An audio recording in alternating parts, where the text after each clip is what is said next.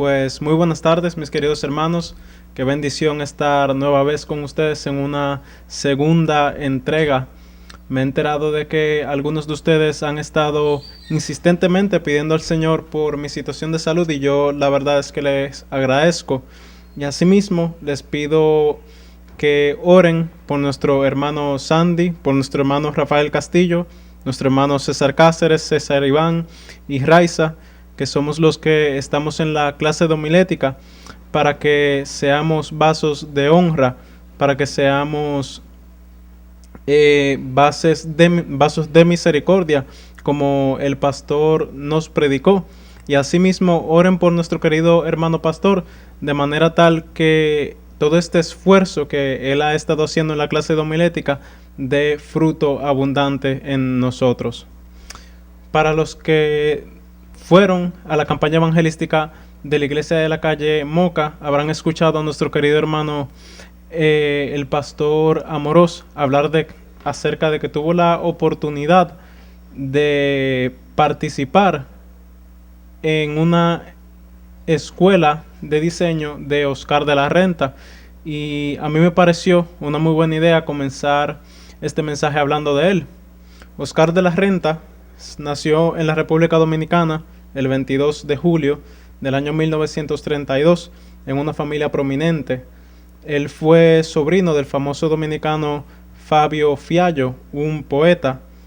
Para 1951, a la edad de 18 años, él se traslada a Madrid. Allí es en donde conoce a Cristóbal Valenciaga, que era un diseñador en aquel entonces, y con él da sus primeros pasos en el mundo de la moda. El reconocimiento no tardó en llegar a la puerta y pronto tuvo que trasladarse a Nueva York para debutar como director creativo de Elizabeth Arden, que en aquel entonces ella era jefa de una industria de cosméticos.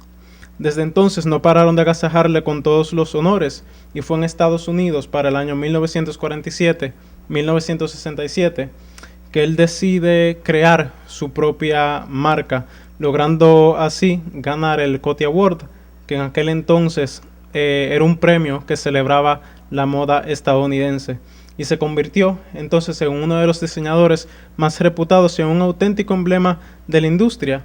Los diseños de Oscar de la Renta eran diseños que se caracterizaron por ser femeninos, estilizados y tener un corte a lo clásico. Su marca se convirtió en un símbolo de prestigio y de buen gusto, y llegó a vestir personajes como Madonna, Shakira, Scarlett Johansson, Penélope Cruz, entre muchas otras. No obstante, a pesar de lo prolífico de su trabajo y de lo anhelado de sus prendas, estas no van a superar las vestimentas que Dios provee al creyente. Este es el tema que les he traído esta noche. Antes de comenzar con cada una de ellas, vamos a orar. Señor Dios, te doy las gracias, Padre Celestial, porque tú nos has traído aquí en esta noche para escuchar tu santa palabra. Padre Celestial, te pido que tú me utilices, Padre amado, que no sean mis palabras, sino las tuyas, Señor Dios, las que puedan ser predicadas y que hagan, Padre amado, aquello que tú quieres en el corazón de los oyentes. Esto te lo pedimos en el nombre de Jesús. Amén. Entonces vamos a comenzar con nuestra primera vestimenta, que se encuentra en donde tuvimos la lectura bíblica, en Mateo capítulo 22. En específico, los versículos del 11 al 13. Mateo capítulo 22, de los versículos 11 al 13. Dice de la siguiente manera: Y entró el rey para ver a los convidados, y vio allí un hombre que no estaba vestido de boda, y le dijo: Amigo, ¿cómo entraste aquí sin estar vestido de boda? Mas él enmudeció. Entonces el rey dijo a los que servían: Atadle de pies y manos, y echadle en las tinieblas de afuera. Allí será el lloro y el crujir de dientes. Como nosotros sabemos, en Hebreos, el capítulo 9, versículo 27, dice de la manera que está determinado que el hombre muere una vez y después de esto el juicio. ¿Por qué yo les traigo este versículo a colación, hermanos? Porque hay dos aspectos del juicio de Dios y uno de ellos lo podemos ver en el versículo número 11, que es el aspecto individual del juicio de Dios. Y entró el rey para ver a los convidados y vio allí a un hombre que no estaba vestido de boda. En contraparte, tenemos el aspecto nacional del juicio de Dios, que esto es más inclinado para el pueblo de Israel. Sabemos que Jesús le dijo a sus discípulos: ustedes se sentarán en 12 tronos y juzgarán a las 12 tribus de Israel. En segundo lugar, y a donde yo quiero que tengamos mayor énfasis, es en el versículo 12, que le dice el rey: ¿cómo entraste aquí sin estar vestido de boda? De este vestido es que yo quiero que nosotros hablemos, ya que en aquella época era una costumbre que se le diera a los invitados una vestimenta especial para que ellos pudieran participar de las actividades, en este caso en específico de un banquete luego de la fiesta de bodas. No se pensó realmente que alguien sería capaz de rechazar este vestido, ya que sería un insulto para el anfitrión y daría a entender que esta persona no quería participar del banquete de bodas. De hecho, si nosotros leemos el versículo 12, termina diciendo, luego de que el rey le pregunta que cómo entró sin estar vestido de boda, mas él enmudeció. El personaje aquí enmudece, sintiéndose justamente condenado. ¿Por qué? Porque sabía que estaba en falta al no haber utilizado ese vestido. Ahora, ¿a qué él se está refiriendo? Jesús se está refiriendo a la vestimenta de justicia, que esa es la primera vestimenta que veremos esta noche, que se requiere para entrar al banquete de Dios en su reino. Nosotros vemos, como dice el versículo 13, entonces el rey dijo a los que le servían: atadle de pies y manos y echadle en las tinieblas de afuera. Allí será el lloro y el crujir de dientes. Esto ejemplifica la condenación eterna que está reservada para aquellos que rechacen el Evangelio. De modo que esta ropa, mis queridos hermanos, es símbolo de una aceptación total, de la aceptación total que se da ante los ojos de Dios a cada creyente en Cristo Jesús. Esta no es la primera vez que vemos la vestimenta de justicia. Si vamos al Salmo 132, el versículo 9, la podremos ver. El Salmo 132, versículo 9, que dice lo siguiente: tus sacerdotes se vistan de justicia y se regocijen sus santos. Ahora, ¿por qué razón se tienen que vestir de justicia los sacerdotes? Lo podemos ver en el versículo anterior del mismo capítulo. Levántate, oh Jehová, al lugar de tu reposo, tú y el arca de tu poder, para recibir el arca del pacto. Por eso se debían de vestir de justicia. Entonces, ¿qué nos dicen estos dos versículos? Que para poder habitar en la presencia de Dios, nosotros necesitamos ser investidos de su justicia.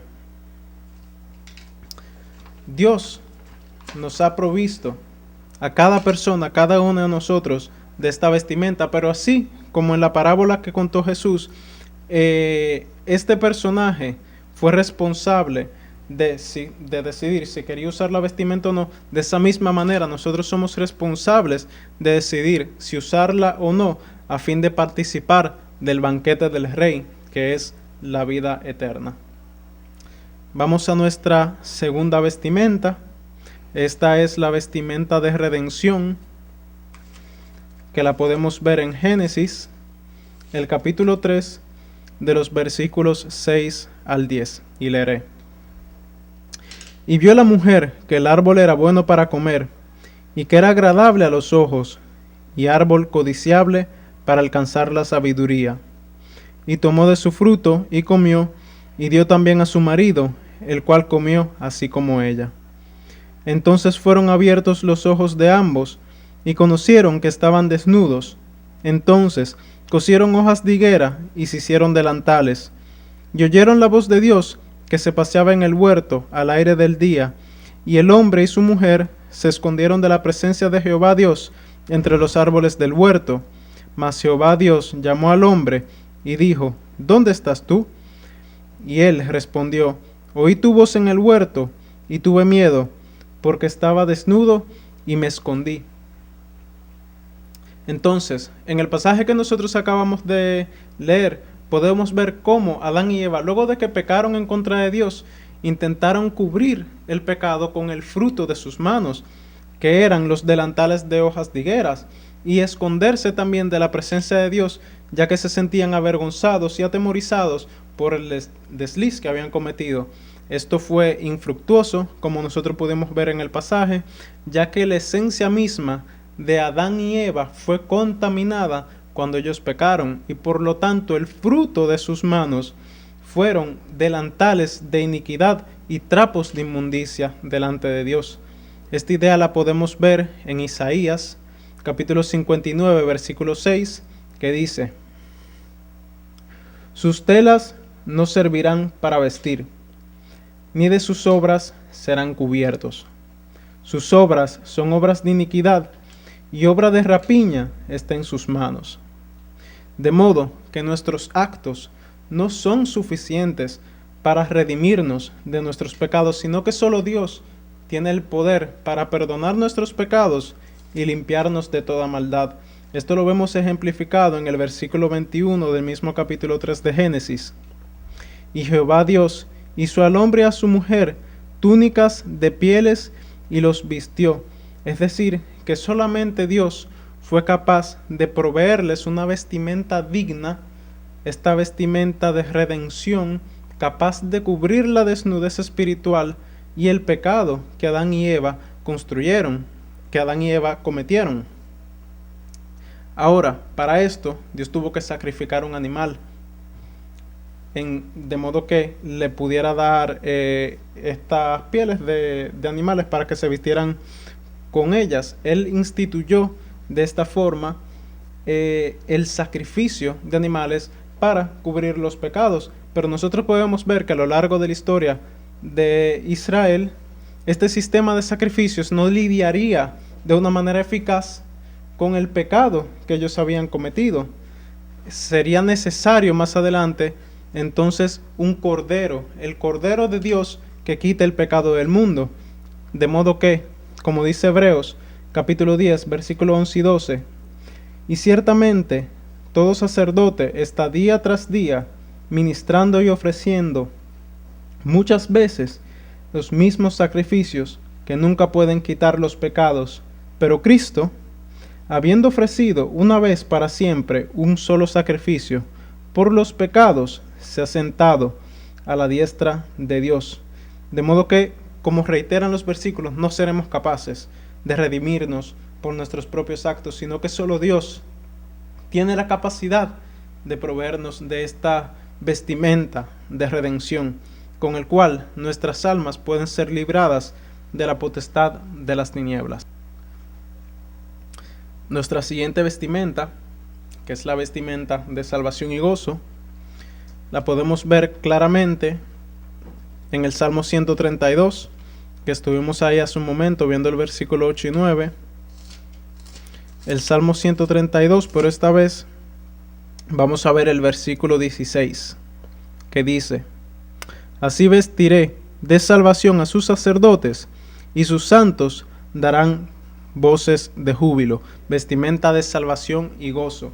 Entonces esta vestimenta Dios la ha proveído a todo creyente que ha aceptado a Cristo como su Salvador. Pero uno se puede preguntar, ¿salvación de qué?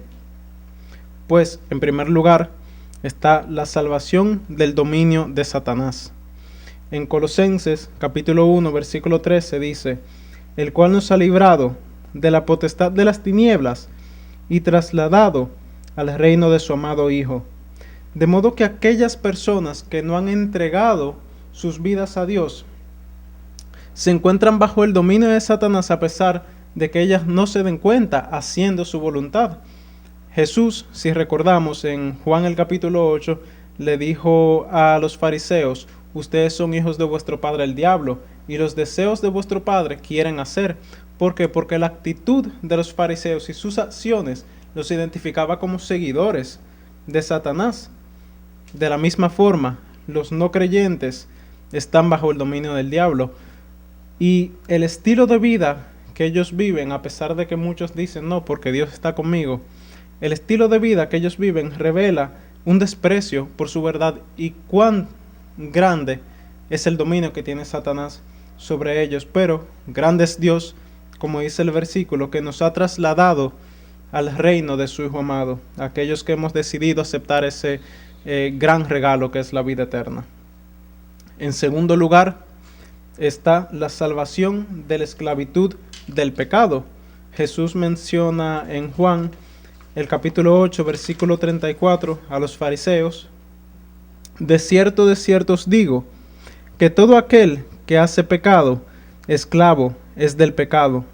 Verán, el pecado siempre busca la manera de esclavizarnos, de dominarnos, de dictar nuestros actos y que tengamos entonces vidas infructuosas en el Señor. El pasaje que nosotros leímos, que se puede leer en Juan el capítulo 8, Jesús le advierte a los fariseos que necesitaban ser liberados de su esclavitud. ¿Y qué le dicen los fariseos? Nosotros nunca hemos sido esclavos. Aquí podemos ver la tosudez de los fariseos, de estos líderes religiosos. ¿Por qué? Porque desde el punto de vista histórico no era una realidad, pues el pueblo de Israel ha sido esclavo de los egipcios, de Asiria, de Babilonia, del imperio medo-persa, y desde un punto de vista espiritual tampoco era una realidad. De esa misma manera, el no creyente, al igual que es esclavo de Satanás, es esclavo también del pecado, a pesar de que no se dé cuenta de eso. Solamente la verdad, que es Cristo Jesús, puede hacernos libres. De hecho, Jesús dice: y conoceréis la verdad, y la verdad los hará libres. Y en el versículo 36 de Juan capítulo 8 nos dice cuál es esa verdad. Y cito: así que, si el Hijo os libertare, seréis verdaderamente libres. En tercer y último lugar está la salvación de la condenación eterna, que de acuerdo a Romanos capítulo 6 versículo 23 es la correcta retribución por el pecado que nosotros hemos cometido. Pero grande es Dios, porque su regalo desinteresado ha sido vida eterna en Cristo Jesús, como termina mencionando el versículo. De modo que la salvación del dominio de Satanás, de la esclavitud del pecado y de la condenación eterna tiene que producir un gran gozo en nosotros, al punto de que en 1 Tesalonicenses 5:16 Pablo nos exhorta: estad siempre gozosos. Y este gozo no debe de fluctuar, a pesar de las circunstancias que nos rodean, no debe de fluctuar. Y nosotros tenemos muchísimas razones para eso. Y una de ellas es precisamente la que estamos mencionando y la que menciona también Isaías 61:10. Dice: en gran manera me gozaré en Jehová, mi alma se alegrará en mi Dios. ¿Por qué razón? Lo dice el versículo: porque me vistió con vestiduras de salvación, me rodeó de manto de justicia, como a novio me atavió, y como novia adornada con sus joyas. De modo que sí, podemos estar gozosos siempre en el Señor. En cuarto lugar, tenemos la vestimenta necesaria para el servicio. Sabemos que hay empleos en los que se requiere que nosotros utilicemos uniformes. Si vamos, por ejemplo, a Helados Bon, que estaba un día con mis hermanos allá, podemos ver que los empleados de Helados Bon están uniformados. Si vamos, por ejemplo, a la base aérea de San Isidro, también veremos que los soldados que están en servicio, sin excepción, están uniformados. Y de esa misma manera, Dios provee al creyente una vestimenta que le va a ayudar a servirle con más efectividad. Y esta se encuentra en Zacarías, el capítulo 3, de los versículos 3 hasta el 7. Dice de la siguiente manera: y Josué estaba vestido de vestiduras viles y estaba delante del ángel. Y habló el ángel y mandó a los que estaban delante de él, diciendo: quitadle esas vestiduras viles. Y a él le dijo: mira que he quitado de ti tu pecado y te he hecho vestir de ropas de gala. Después dijo: pongan mitra limpia sobre su cabeza. Y pusieron una mitra limpia sobre su cabeza. Y le vistieron las ropas. Y el ángel de Jehová estaba en pie. Y el ángel de Jehová amonestó a Josué, diciendo: así dice Jehová de los ejércitos: si anduvieres por mis caminos, y si guardares mi ordenanza, también tú gobernarás mi casa, también guardarás mis atrios, y entre estos que aquí están, te daré lugar. Hay algo que nosotros debemos de saber, y es que no podemos confundir a este Josué con el Josué guerrero que nos menciona el libro de Josué, que sucedió a Moisés como líder de Israel, sino que este Josué en específico era un sumo sacerdote en aquel tiempo en que Israel, el pueblo de Israel, volvió a Judá durante el mandato de Ciro, rey de Persia, después de la cautividad. Como nosotros pudimos leer en el pasaje, en esta visión del profeta Zacarías, se ordena a Josué como sumo sacerdote. La tarea importante, más importante del sumo sacerdote, era mediar entre Dios y la nación. De modo que para hacer esta tarea tan importante, primero debía estar limpio de sus pecados. Y esto lo podemos ejemplificar, o lo pudimos ver en este reemplazo de vestimentas viles a una ropa de gala y a una mitra limpia. Segunda de Corintios, capítulo 5, versículo 20, dice que nosotros somos embajadores de Cristo aquí en la tierra, que somos representantes del reino de los cielos. Dice literalmente: así que somos embajadores en nombre de Cristo, como si Dios rogase por medio de nosotros. Os rogamos en nombre de Cristo, reconciliaos con Dios. De modo que para cumplir esta tarea tan importante debemos de estar vestidos a la altura, debemos de portar esta misma ropa de gala y esta misma mitra limpia. Es decir, que nuestras vidas tienen que estar puras y limpias delante de Dios. Al igual que como pudimos leer en el pasaje, Dios tomó la iniciativa de limpiar y preparar a Josué. De esa misma manera Él toma la iniciativa de limpiarnos y prepararnos a nosotros. Un ejemplo de esto lo podemos ver en la suegra de Pedro, en Mateo el capítulo 8, que dice lo siguiente en sus versículos 14 y 15. Vino Jesús a casa de Pedro y vio a la suegra de éste postrada en cama con fiebre, y tocó su mano, y la fiebre la dejó. Y ella se levantó y les servía. Es decir, la respuesta de Pedro al toque sanador, en este caso de Jesús, fue servirle inmediatamente con gratitud.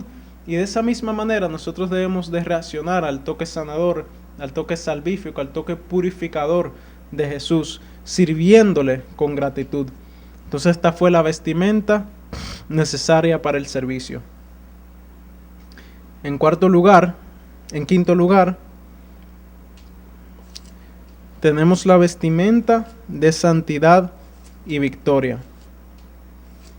Esta la podemos ver en Apocalipsis, el capítulo 3, el versículo 5, que dice de la siguiente manera: el que venciere será vestido de vestiduras blancas, y no borraré su nombre del libro de la vida, y confesaré su nombre delante de mi Padre y delante de sus ángeles. Este mensaje fue dado a la iglesia de Sardis, una iglesia que estaba ubicada en esta ciudad opulenta, que tenía dos secciones. Una sección más antigua que estaba ubicada en la montaña, en una montaña, y en la medida entonces en que la población iba creciendo, hubo la necesidad de construir una segunda sección en el valle inferior. Esta ciudad tenía fama de ser una fortaleza inexpugnable, al punto de que capturar la Acrópolis de Sardis era un proverbio para lograr lo imposible. El problema de esta iglesia era la muerte espiritual. Jesús dice que sus obras eran malas y sus ropas estaban manchadas. Es decir, que era una iglesia corrupta, y elogia a aquellas pocas personas que decidieron mantener sus vestiduras limpias. La primera porción del versículo 5 dice: el que venciere será vestido de vestiduras blancas. Las vestiduras blancas representan la santidad delante de Dios, es decir, el ser apartados para Dios, además de que son un símbolo de festejo y de victoria. En Eclesiastés 9, del 7 al 8 dice: anda y come tu pan con gozo y bebe tu vino con alegre corazón. Están en una fiesta aquí, porque tus obras ya son agradables a Dios. En todo tiempo sean blancos tus vestidos y nunca falte ungüento sobre la cabeza. La segunda porción dice: y no borraré su nombre del libro de la vida.